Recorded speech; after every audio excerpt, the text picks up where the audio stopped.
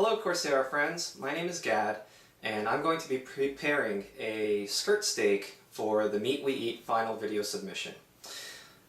I chose skirt steak because I used to love eating it growing up. My dad introduced me to it, my mom would make it on the grill every summer, and then I started making it for my family, my wife and my daughter, and they absolutely love it.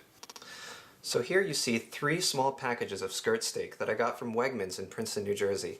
They're about half a pound each in weight and each costing about $10 US, and I picked them up from an open display that was cooled probably to about 45 degrees. They have a big section of pre-cut meats that are vacuum sealed like these, and you'll notice that they look a little purple, and that's because the vacuum seal removes the air that would be in the packaging, leaving the myoglobin, the stuff that makes a meat look red, in the meat to become deoxygenated and revert back to a purple color. So you're going to notice here that it's a USDA choice, so it's actually a higher quality cut of meat, and they include use by date. This is August 1st, today is July 21st, and here's the USDA stamp of approval of inspection. They also include some details about safe handling instructions because this is uncooked meat, a package time, a use by date, the total price, the unit price, $18.49 a pound, $18.49 a pound US.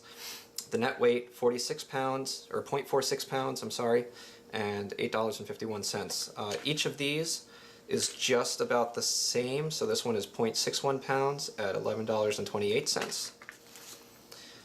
And this one is 0.52 pounds at $9.61.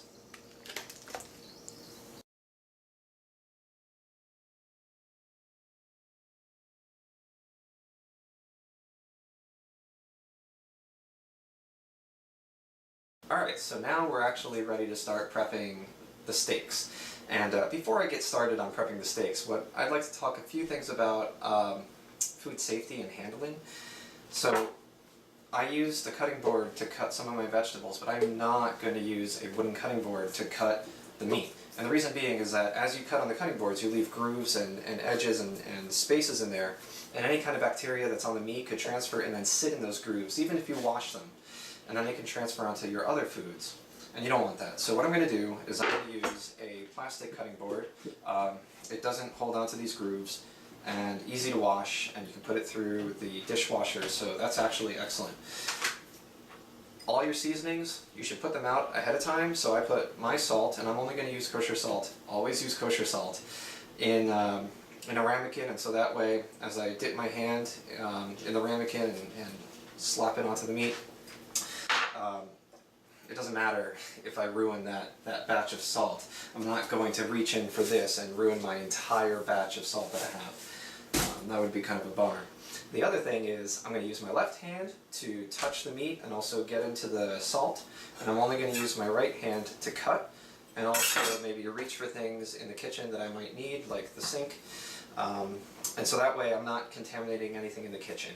So left hand for touching the meat, right hand for anything else that you might need to handle. Alright, so now it's time to start working on this one. This package of skirt steak.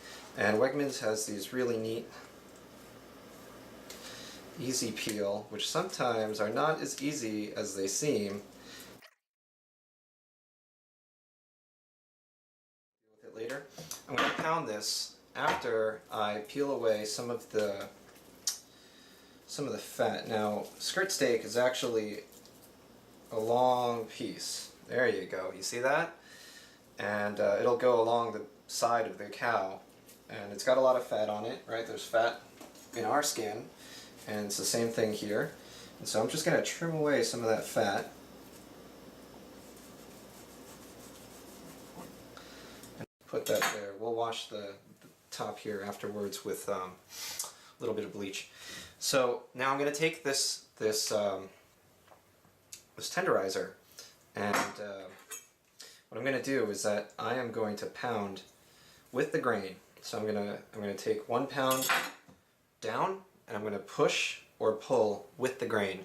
The grain on a skirt steak is going from side to side, so just pound and push. And what this is going to do is that it's going to make every bite that we take a lot more tender. If you just cooked it as is, it would be a little bit chewy and you'd have to work for your meal.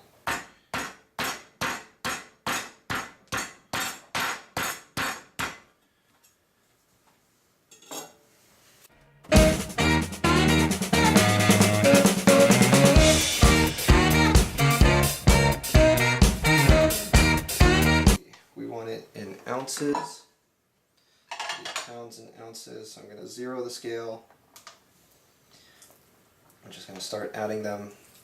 So because of the manufacturer, I know how much it weighed prior to rendering, prior to me cutting it up. And I'm just going to do the whole thing. I'm not going to bother trying to do each individual one. Let's see, boom. So I got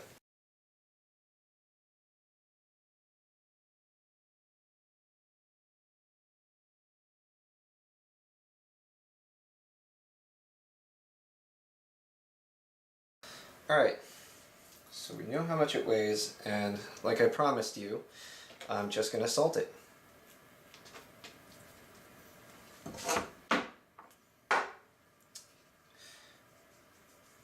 No need to worry about getting the salt contaminated because we're just going to throw it out once we're done. The ramekin we're not throwing out, but we're going to wash it.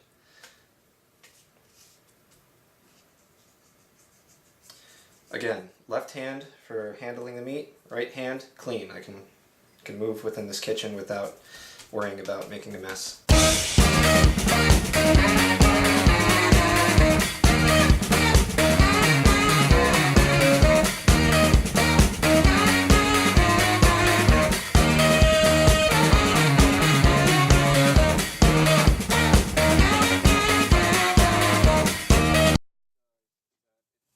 We're going to throw on our meat. That's a monster piece.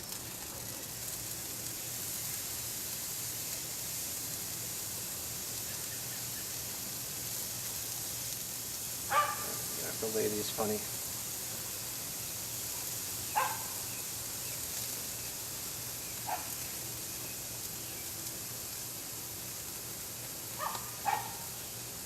We'll do this one second.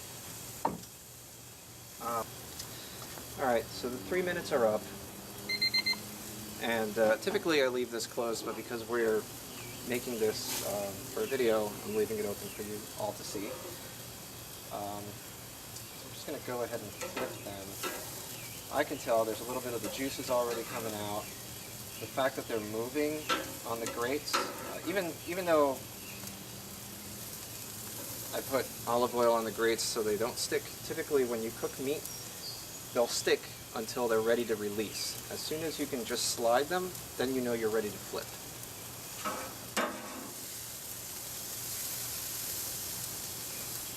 Okay, they look excellent though.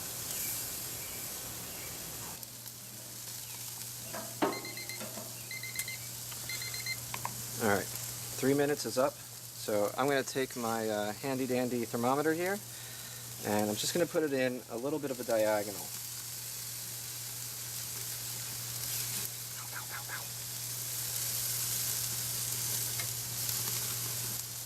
So you can't see it because I had to put it in sideways on this. Put it in a diagonal at best in order to get a consistent reading across the grain.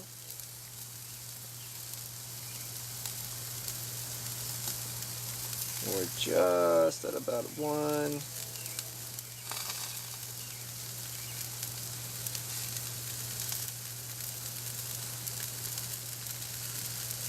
We're right at 145 with this guy.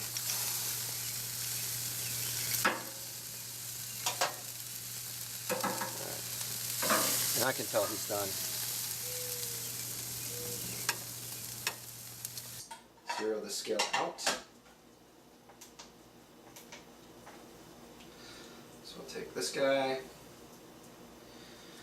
I'm going to have to move some of these zucchini. Take this piece, and this piece, and this piece, and a little bitty piece. There we go. I'll just use my fingers. So we have 1 pound, 5 ounces after cooking.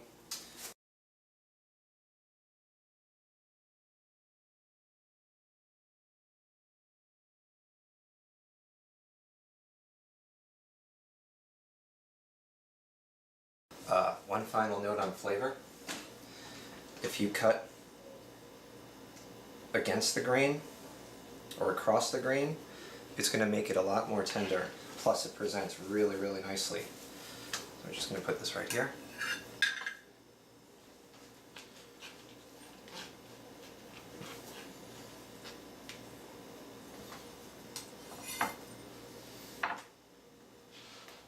Move this out of the way.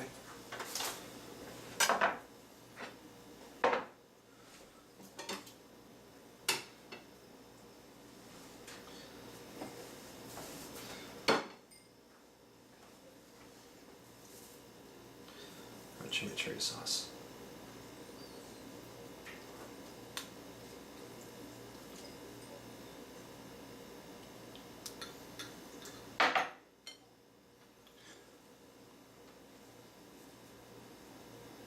Hey Coursera friends. So it's the day after cooking and I just want to show you. I left the leftovers, there wasn't much, in a Tupperware container.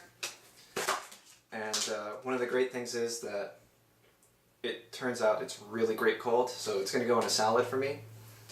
And I just want to, yeah, oh yeah, thanks.